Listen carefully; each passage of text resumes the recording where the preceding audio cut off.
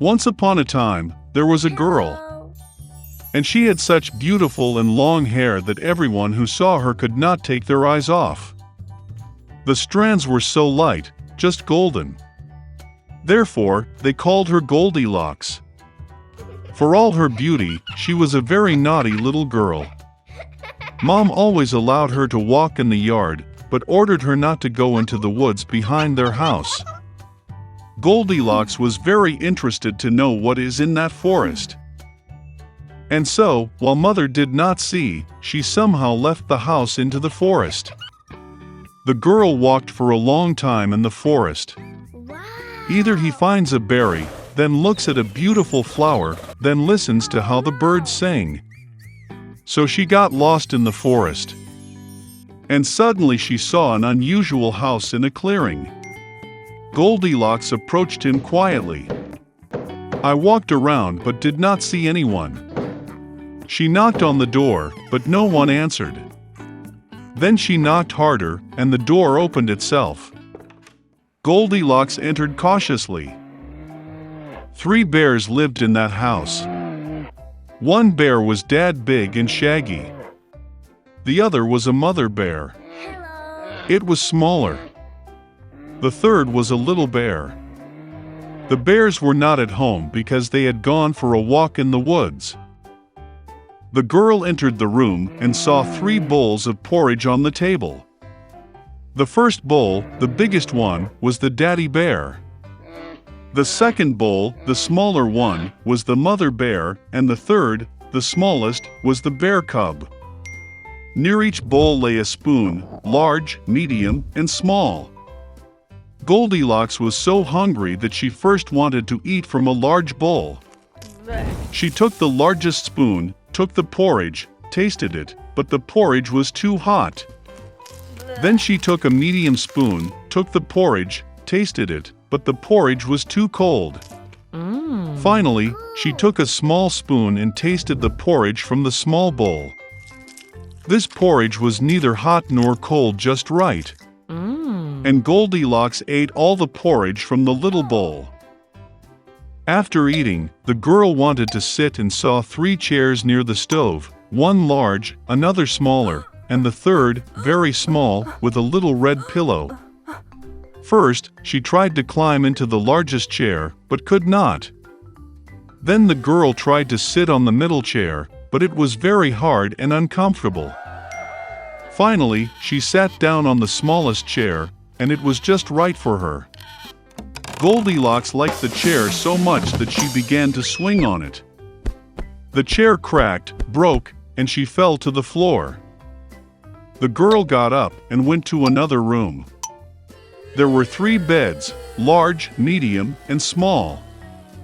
First, Goldilocks climbed onto the first bed, but it was too high and hard. I lay down on the middle one, it was too spacious and soft. The girl lay down on the third, smallest bed. She was just right for her. Goldilocks felt so comfortable and cozy that she quickly fell asleep. The girl was fast asleep when the bear family returned home. The bears got very hungry and immediately went to the table.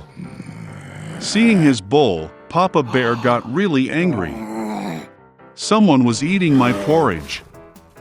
He growled. The bear mother also looked into her bowl and growled less loudly.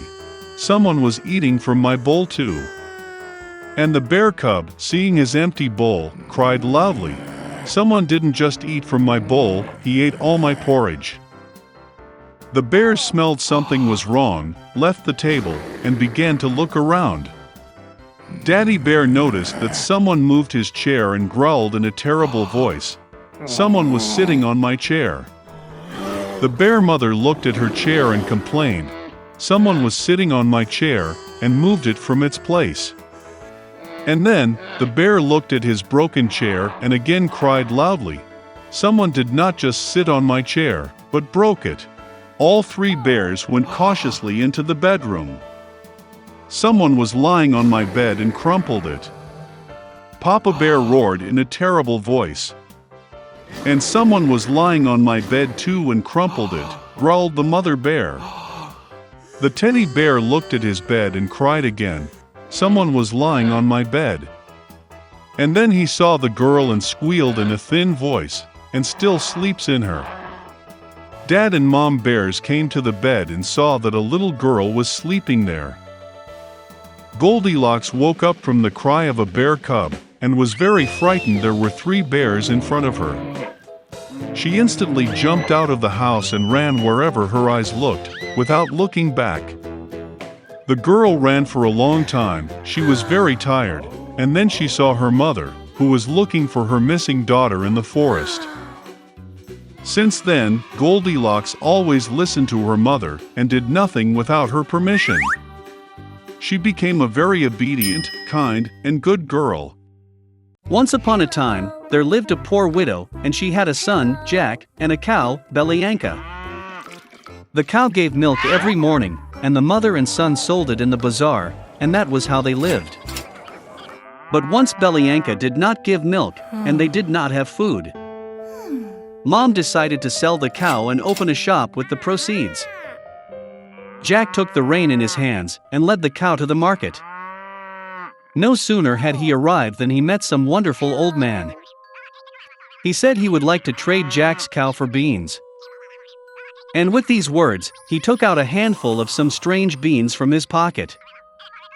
The old man said these beans are magical. They need to be planted in the evening, and by morning they will grow to the very sky. Jack became very interested and agreed. The boy came home early. Mother was very angry that he gave the dairy cow in the whole neighborhood for a handful of some nasty beans. But Jack remembered the old man's words and decided that there was nothing to do, and planted beans in the yard. He went up to his attic sad, and fell asleep. In the morning, Jack woke up and saw something like a large tree in the yard. And this, it turns out, his beans sprouted, and the huge stem continued to grow upward until it grew to the sky. Jack jumped onto the stem and climbed up like a ladder. He climbed and climbed and climbed and climbed until, at last, he reached the sky. There he saw a long and wide road that led him to a huge castle. Jack went to his gate and knocked. The gate opened, and a tall woman stood on the threshold. Stuttering with fear, the boy asked for something for breakfast. The giantess let him in, but warned him not to catch the eye of her husband, because he is a cannibal. She took Jack to the kitchen. But before he had time to eat even half of his breakfast, suddenly the whole house shook from someone's steps. The boy was not taken aback and instantly jumped into the furnace. And at that very moment, the cannibal entered the room. Well, he was as big as a mountain. The cannibal took out 2 bags of gold from a huge chest and sat down to count the coins. He counted and counted, finally began to nod off, and began to snore. Then Jack quietly climbed out of the oven, crept past the cannibal, grabbed 1 bag of gold, and rushed to the beanstalk.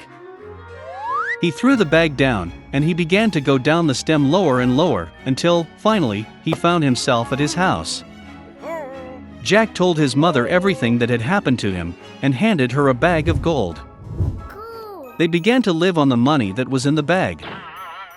But eventually the sack was empty and Jack decided to try his luck one more time at the top of the beanstalk. One fine morning, he got up early and climbed a beanstalk. The man-eater's wife stood at the threshold of the huge castle. She said that she would not let him in, because the last time her husband had lost a bag of gold. But all the same, she took pity on the poor boy, and let him into the castle. Suddenly the footsteps of a giant were heard, and Jack again hid in the furnace. The cannibal entered and told his wife to bring the hen that lays the golden eggs. The giantess brought it, and the ogre ordered the chicken to lay, and she laid the golden egg. The pleased giant began nodding and snoring.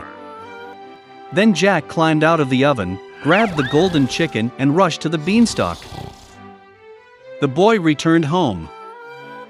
He showed his mother a wonderful chicken, and they began to live selling golden eggs. But soon it seemed to Jack that this was not enough. and he again decided to try his luck at the top of the beanstalk. This time the boy climbed into the castle through the window. He jumped into a copper cauldron and hid. The cannibal and his wife entered the room. The giant smelled the boy, and they rushed to look for him in the oven. But he was not there. They searched every nook and cranny, but they didn't think to look into the copper cauldron. Desperate to search, the ogre ordered his wife to bring a golden harp and put it on the table. Under her beautiful sounds, the cannibal snored. Then Jack quietly climbed out of the cauldron, grabbed the golden harp and rushed to the door. But the harp played loudly and woke the cannibal. Jack ran at breakneck speed, leaping onto a beanstalk, and the giant in pursuit. Jack went down to his house and yelled at his mother to carry the axe. The mother ran out with an axe in her hands. The boy grabbed the axe and began to chop the beanstalk. The ogre felt the stem swing violently and stopped. Then Jack struck again with an axe and cut the beanstalk. It swayed and collapsed, and the ogre fell to the ground and crashed. From that day on, Jack and his mother never knew poverty again. But the boy was very sorry that, because of their greed, they almost paid with their lives. He promised that he would never steal again and would work hard for the good of the family.